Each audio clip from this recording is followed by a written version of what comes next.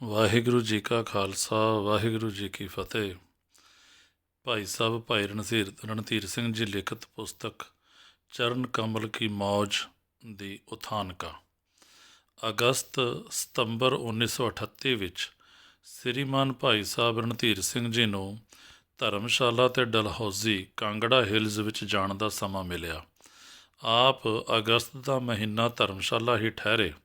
ਚੰਗੀ ਇਕਾਂਤ, ਬਰਸਾਤ ਦੀ ਸੁਹਾਵਣੀ ਰੁੱਤ ਤੇ ਸੁੰਦਰ ਪਹਾੜੀ ਨਜ਼ਾਰਿਆਂ ਦੇ ਕਾਰਨ ਚਿੱਤ ਬਿਰਤੀ ਨਾਮ ਅਭਿਆਸ ਦੇ ਉੱਚ ਰੰਗਾਂ ਵਿੱਚ ਖੀਵੀ ਰਹਿਣ ਕਰਕੇ ਆਪ ਨੂੰ ਇਸ ਪੁਸਤਕ ਚਰਨ ਕਮਲ ਕੀ ਮੌਜ ਨੂੰ ਅੰਕਿਤ ਕਰਨ ਦੀ ਖਿੱਚ ਪੈਦਾ ਹੋਈ ਤੇ ਇਸੇ ਖਿੱਚ ਤੇ ਤਰੰਗ ਦੇ ਅਧੀਨ ਹੋ ਕੇ ਇਹ ਪੁਸਤਕ ਲਿਖੀ ਗਈ। ਇਸ ਤੋਂ ਪਹਿਲਾਂ 17 ਫਰਵਰੀ 1937 ਦੇ ਅਖਬਾਰ ਗੁਰਸੇਵਕ ਅੰਮ੍ਰਿਤਸਰ ਦੇ ਸਫਾ 7-8 ਪਰ ਇੱਕ ਲੇਖ ਭਾਈ ਕਿਰਪਾਲ ਸਿੰਘ ਪਿੰਡ ਸਕਰੌਦੀ ਰਿਆਸਤ ਪਟਿਆਲਾ ਦੀ ਪੁੱਛ ਦੇ ਉੱਤਰ ਵਿੱਚ ਸਰਦਾਰ Iqbal Singh ji BA BT headmaster ਹੁਣ ਪ੍ਰਿੰਸੀਪਲ ਪਿੰਡ ਬੋਪਾ ਰਾਏ ਜ਼ਿਲ੍ਹਾ ਲੁਧਿਆਣਾ ਵੱਲੋਂ ਗੁਰੂ ਕੇ ਚਰਨ ਕੀ ਹਨ ਦੀ ਸੁਰਖੀ ਹੇਠ ਛਪਿਆ ਸੀ। ਉਸ ਵਿੱਚ ਸਰਦਾਰ ਇਕਬਾਲ ਸਿੰਘ ਜੀ ਨੇ ਇਹ ਵੀ ਲਿਖਿਆ ਸੀ ਕਿ ਜੇ ਕੋਈ ਸੱਜਣ ਇਸ ਮਸਲੇ ਵਿਸ਼ੇ ਪਰ ਵਧੇਰੇ ਰੋਸ਼ਨੀ ਪਾਵੇ ਤਦ ਬਹੁਤ ਹੀ ਚੰਗਾ ਹੋਵੇ। ਭਾਈ ਸਾਹਿਬ ਦਾ ਤਦੋਂ ਤੋਂ ਹੀ ਖਿਆਲ ਸੀ ਕਿ ਚਰਨ ਕਮਲ ਦੇ ਸਵਾਲ ਪਰ ਵਿਸਥਾਰ ਪੂਰਵਕ ਲਿਖਿਆ ਜਾਵੇ, ਸੋ ਇਸ ਪਰਥਾਏ ਵਿਸਥਾਰ ਨਾਲ ਲਿਖਣ ਦਾ ਮੌਕਾ ਧਰਮਸ਼ਾਲਾ ਜਾ ਕੇ ਹੀ ਲੱਗਾ। ਇਸ ਪੁਸਤਕ ਵਿੱਚ ਇਹ ਖੂਬੀ ਹੈ ਕਿ ਇਸ ਵਿੱਚ ਚਰਨ ਕਮਲ ਤੇ ਚਰਨ ਕਮਲ ਕੀ ਮੌਜ ਦੇ ਸਿਧਾਂਤ ਨੂੰ ਗੁਰ ਪ੍ਰਮਾਣਾਂ ਨਾਲ ਸਿੱਧ ਕਰਕੇ ਤਜਰਬੇ ਵਿੱਚ ਆਈਆਂ ਗੱਲਾਂ ਕੌਤਕਾਂ ਦੀ ਪ੍ਰੇਮ ਪੂਰਵਕ ਰਸਲੀਨ ਹੋ ਕੇ ਵਿਆਖਿਆ ਕੀਤੀ ਗਈ ਹੈ। ਅੱਜ ਕੱਲ੍ਹ ਲੋੜ ਵੀ ਵਧੇਰੇ ਇਸੇ ਗੱਲ ਦੀ ਹੈ ਕਿ ਧਾਰਮਿਕ ਸਿਧਾਂਤਾਂ ਦਾ ਤਜਰਬੇ ਦੇ ਆਧਾਰ ਪਰ ਗੁਰ ਪ੍ਰਮਾਣਾਂ ਨਾਲ ਨਿਰਣਾ ਕੀਤਾ ਜਾਵੇ, ਸੋ ਇਹ ਗੱਲ ਇਸ ਪੁਸਤਕ ਵਿੱਚ ਖਾਸ ਤੌਰ ਪਰ ਪ੍ਰਧਾਨ ਹੈ।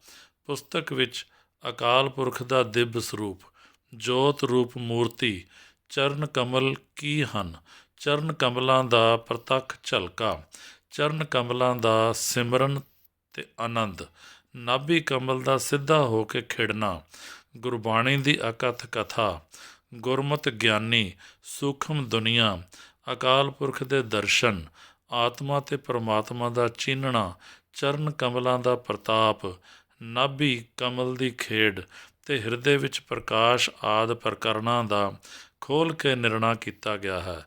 ਮੁੱਕਦੀ ਗੱਲ ਇਹ ਹੈ ਕਿ ਚਰਨ ਕਮਲ ਕੀ ਮੌਜ ਦਾ ਵਿਸ਼ਾ ਇਸ ਪੁਸਤਕ ਵਿੱਚ ਚੰਗੀ ਤਰ੍ਹਾਂ ਵਿਸਥਾਰ ਨਾਲ ਹੱਲ ਕੀਤਾ ਗਿਆ ਹੈ। ਜਿਨ੍ਹਾਂ ਸੱਜਣਾਂ ਨੂੰ ਚਰਨ ਕਮਲਾਂ ਬਾਰੇ ਕਈ ਤਰ੍ਹਾਂ ਦੇ ਸ਼ੰਕੇ ਹਨ, ਉਹਨਾਂ ਦੀ ਸ਼ੰਕਾ ਨਿਵਰਤੀ ਲਈ ਇਹ ਪੁਸਤਕ ਖਾਸ ਤੌਰ ਪਰ ਸਹਾਇਕ ਤੇ ਲਾਭਦਾਇਕ ਹੈ। ਚਰਨ ਕਮਲ ਦੇ ਵਿਸ਼ੇ ਬਾਰੇ ਅੱਜ ਤੱਕ ਇਸ ਤਰ੍ਹਾਂ ਦੀ ਕੋਈ ਪੁਸਤਕ ਨਹੀਂ ਲਿਖੀ ਗਈ। ਸਰਦਾਰ ਇਕਬਾਲ ਸਿੰਘ ਜੀ ਵਾਲਾ ਲੇਖ ਇਸ ਵਿਸ਼ੇ ਸੰਬੰਧੀ ਪਹਿਲੀ ਚੀਜ਼ ਹੈ ਤੇ ਇਹ ਲੇਖ ਹੀ ਇਸ ਪੁਸਤਕ ਦੇ ਲਿਖੇ ਜਾਣ ਦਾ ਕਾਰਨ ਬਣਿਆ। ਪੁਸਤਕ ਨੂੰ ਵੱਡੇ 3 ਅੰਕਾਂ ਊੜਾ ਐੜਾ ਈੜੀ ਵਿੱਚ ਵੰਡਿਆ ਗਿਆ ਹੈ। ਇਹਨਾਂ ਅੰਕਾਂ ਵਿੱਚ ਜਿੰਨੇ ਪ੍ਰਕਰਣ ਆਏ ਹਨ ਉਹਨਾਂ ਦੇ ਸਿਰਲੇਖ ਤੇ ਨੰਬਰ ਵੱਖਰੇ ਦਿੱਤੇ ਗਏ ਤਾਂ ਕਿ ਪਾਠਕਾਂ ਨੂੰ ਪੜ੍ਹਨ ਵਿਚਾਰਨ ਲਈ ਸੌਖ ਰਹੇ। ਚਰਨ ਕਮਲਾਂ ਦਾ ਸਾਰਾ ਵਿਸ਼ਾ ਉਪਕਰਮ ਤੇ ਉਪਸੰਹਾਰ ਦੀ ਰੀਤੀ ਨਾਲ ਅੰਕ ਊੜਾ ਵਿੱਚ ਹੀ ਆ ਜਾਂਦਾ ਹੈ, ਪਰ ਅੰਕ ਐੜਾ ਵਿੱਚ ਨਾਮ ਸਿਮਰਨ ਦੁਆਰਾ ਚਰਨ ਕਮਲਾਂ ਦੀ ਮੌਜ ਦੀ ਮਹਿਮਾ ਮਹੱਤਤਾ ਦੱਸਣ ਲਈ ਹੋਰ ਪ੍ਰਮਾਣ ਦਿੱਤੇ ਗਏ ਹਨ। ਇਸ ਤਰ੍ਹਾਂ ਪ੍ਰਮਾਣਾਂ ਤੇ ਉਹਨਾਂ ਦੀ ਵਿਆਖਿਆ ਨਾਲ ਥੂਣੀ ਖੰਨਣ ਨਿਆਏ ਅਨੁਸਾਰ ਵਧੇਰੇ ਪ੍ਰੋੜਤਾ ਕੀਤੀ ਗਈ ਹੈ। ਵਾਧਾ ਇਹ ਹੈ ਕਿ ਪੁਸਤਕ ਵਿੱਚ ਜਿੰਨੇ ਵੀ ਪ੍ਰਮਾਣ ਦਿੱਤੇ ਗਏ ਹਨ ਸਭ ਦੀ ਅਰਥ ਵਿਆਖਿਆ ਕਰਦੇ ਹੋਏ ਨਾਲ ਹੀ ਤਜਰਬਾ ਵੀ ਦੱਸਿਆ ਗਿਆ ਹੈ। ਅੰਕ ਈੜੀ ਵਿੱਚ ਸਰਦਾਰ ਇਕਬਾਲ ਸਿੰਘ ਜੀ ਵਾਲਾ ਲੇਖ ਵੀ ਸੰਬੰਧਿਤ ਹੋਣ ਕਰਕੇ ਦਿੱਤਾ ਗਿਆ ਹੈ। ਇਸ ਵਿੱਚ ਚਰਨ ਕਮਲ ਕੀ ਹਨ ਇਸ ਵਿਸ਼ੇ ਨੂੰ ਚੰਗੀ ਤਰ੍ਹਾਂ ਨਿਭਾਇਆ ਗਿਆ ਹੈ। ਜਿਸ ਤਰ੍ਹਾਂ ਪ੍ਰੇਮੀ ਸੱਜਣਾਂ ਦੀ ਖੋਜ ਵਿਚਾਰ ਤੇ ਭਾਈ ਸਾਹਿਬ ਜੀ ਦਾ ਪ੍ਰੇਮ ਅਨੁਭਵ ਦੇ ਕਾਰਨ ਇਹ ਇੱਕ ਲੋੜੀਂਦੀ ਤੇ ਲਾਭਦਾਇਕ ਪੁਸਤਕ ਲਿਖੀ ਗਈ, ਇਸ ਤਰ੍ਹਾਂ ਪਹਿਲੀ ਵੇਰਾਂ ਇਸ ਪੁਸਤਕ ਦੇ ਛਪਵਾਉਣ ਦੀ ਸੇਵਾ ਸਰਦਾਰ Ranbir Singh ji BSc honours BT headmaster ਪਿੰਡ ਫੁੱਲਾਂਵਾਲ ਜ਼ਿਲ੍ਹਾ ਲੁਧਿਆਣਾ ਦੀ ਮਾਇਕ ਉਦਾਰਤਾ ਨਾਲ ਹੋਈ। ਪਰ ਹੁਣ ਦੂਜੀ ਵੇਰ ਇਹ ਪੁਸਤਕ ਭਾਈ ਸਾਹਿਬ ਭਾਈ ਰਣਧੀਰ ਸਿੰਘ ਜੀ ਦੀਆਂ ਪੁਸਤਕਾਂ ਦੇ ਪ੍ਰਕਾਸ਼ਿਤ ਕਰਨ ਹਿੱਤ ਬਣੇ ਫੰਡ ਵਿੱਚੋਂ ਛਪੀ ਹੈ। ਤੀਜੀ ਐਡੀਸ਼ਨ ਫਿਰ ਪੁਸਤਕ ਫੰਡ ਵਿੱਚੋਂ ਪ੍ਰਕਾਸ਼ਿਤ ਕੀਤੀ ਗਈ ਹੈ। ਅਕਤੂਬਰ 1957 ਨਾਹਰ ਸਿੰਘ ਗਿਆਨੀ। ਦੋ ਸ਼ਬਦ। ਨਵ ਉਗਮੇ ਖੁਦ ਸਾਖਤਾ ਅਖੌਤੀ ਗੁਰੂਆਂ ਅਤੇ ਉਹਨਾਂ ਦੇ ਡਿੰਬੀ ਚੇਲਿਆਂ ਵੱਲੋਂ ਗੁਰਮਤਿ ਸਿਧਾਂਤਾਂ ਸੰਬੰਧੀ ਗੰਧਲੇ ਪਾਉਣ ਦੇ ਸਿਰ ਤੋੜ ਯਤਨ ਕੀਤੇ ਜਾ ਰਹੇ ਹਨ। ਅਜਿਹੇ ਮਸਲਿਆਂ ਵਿੱਚੋਂ ਇੱਕ ਮਸਲਾ ਗੁਰੂ ਦੇ ਚਰਨ ਕਮਲਾਂ ਬਾਰੇ ਹੈ।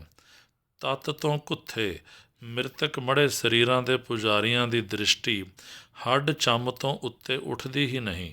ਦਿਵ ਦ੍ਰਿਸ਼ਟੀ ਤੋਂ ਵਿਰਵੇ ਮਾਦਾ ਪ੍ਰਸਤ ਕਲਯੁਗੀ ਮਨਮਤ ਧਰਮੀਏ ਗਰਸਤ ਲੋਕ ਆਪਣੀ ਗਰਜ਼ ਪੂਰਤੀ ਦੀ ਭਾਵਨਾ ਅਧੀਨ ਧਾਰਨ ਕੀਤੇ ਡਿੰਬੀ ਗੁਰੂਆਂ ਦੇ ਪੈਰਾਂ ਖੁਰੜਿਆਂ ਨੂੰ ਹੀ ਚਰਨ ਕਮਲ ਜਾਣ ਕੇ ਉਹਨਾਂ ਦੀ ਮਨੋਕਲਪਤ ਬਹੁ ਭਾਂਤੀ ਪੂਜਾ ਵਿੱਚ ਆਪਣਾ ਸਮਾਂ ਅਤੇ ਸ਼ਕਤੀ ਅਜਾਈਂ ਗੰਵਾ ਰਹੇ ਹਨ ਅਤੇ ਦੂਜਿਆਂ ਲੋਕਾਂ ਨੂੰ ਗੁੰਮਰਾਹ ਕਰਨ ਦੀ ਵੀ ਹਮਾਕਤ ਕਰ ਰਹੇ ਹਨ।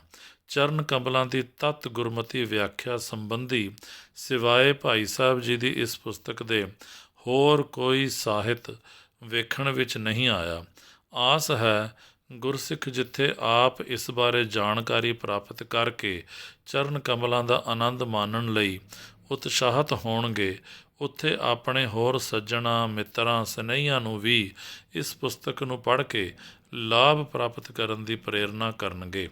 ਹੁਣ ਇਹ ਪੁਸਤਕ ਨਵੇਂ ਸਿਰੇ ਸੁਧਾਈ ਕਰਕੇ ਵੱਡੇ ਕਿਤਾਬੀ ਰੂਪ ਵਿੱਚ ਭਾਈ ਸਾਹਿਬ ਰਣਧੀਰ ਸਿੰਘ ਟਰੱਸਟ ਵੱਲੋਂ ਛਪਵਾ ਕੇ ਸੰਗਤਾਂ ਦੀ ਸੇਵਾ ਵਿੱਚ ਪੇਸ਼ ਕੀਤੀ ਜਾ ਰਹੀ ਹੈ।